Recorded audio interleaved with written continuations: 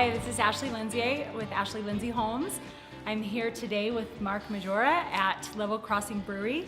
We're super excited. This is going to be opening soon. And I just wanted to ask Mark a couple of questions. So Mark, what made you decide to open this place? You know, beer's always been a passion of mine, Yeah. and I had the extreme fortunate luxury of having to choose what I wanted to do for the rest of my life. So I figured, well, I wanted to do something I love and something I'm passionate about, and beer always kind of came to the top of the list. So, and I consider myself having the entrepreneurial spirit, and I wanted to work for myself. So just the stars lined up, and here we are. Sweet. Yeah. How'd you come up with the name Level Crossing? So level crossing is an old railroad term where a farm road would meet a railroad track, and it would be level. And in the old days, the conductor would have to get off and flag the crossing for cars before electronics and all that. How'd you pick the space? I don't think I know the backstory behind that. Well, this particular space, I was searching for about a year, and we had obvious needs as far as ceiling height Right. and all those things, square footage. I wanted a front and back lot for parking and shipping and receiving and all those things that are downstream. Right. It's not just about brewing beer. It's, we have to sell it and get it out the back door and all those wonderful things. So you'll be distributing it as well? Yeah, we'll certainly be in state in Utah fairly quickly here.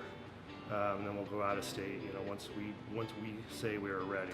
I wanted it on a main kind of artery as far as street, and we have very good curb appeal and exposure and all those things, and it kind of met all the criteria that we needed. So, Well, and jumped on it. rumor has it that you plan to this is obviously going to be a super local focused. I know that you really want to be like the local brewery. That you're going to possibly do farmers markets.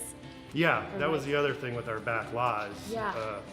Especially on weekends, you're not shipping and receiving all the time. So if we can do a classic car shows and farmers markets and whatever, jewelry shows, it doesn't really matter as long as we can get the people to come, and we'll make the space available and do whatever we can to do. We would do something for the ASPCA or anything like that if they wanted to have a dog obstacle course and have some fun or whatever. My love. Our hearts and doors are open for sure. Yeah. So Mark, tell me a little bit about your background. How did you get to this place? I was in the whiskey business for 10 years with High West Distillery, local distillery here in Utah.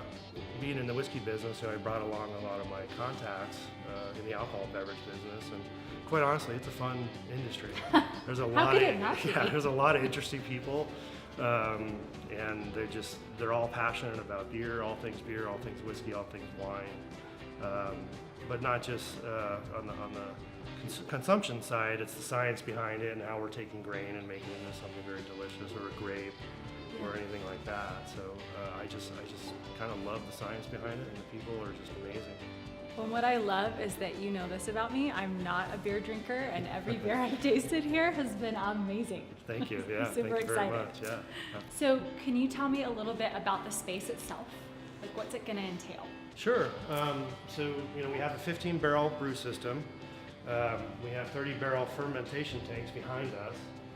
Then we have our bright tanks here. So the beer's inside fermenting, so it's becoming beer actually. It is beer now, it just needs to be carbonated. So we'll pump it from here to there into the bright tanks.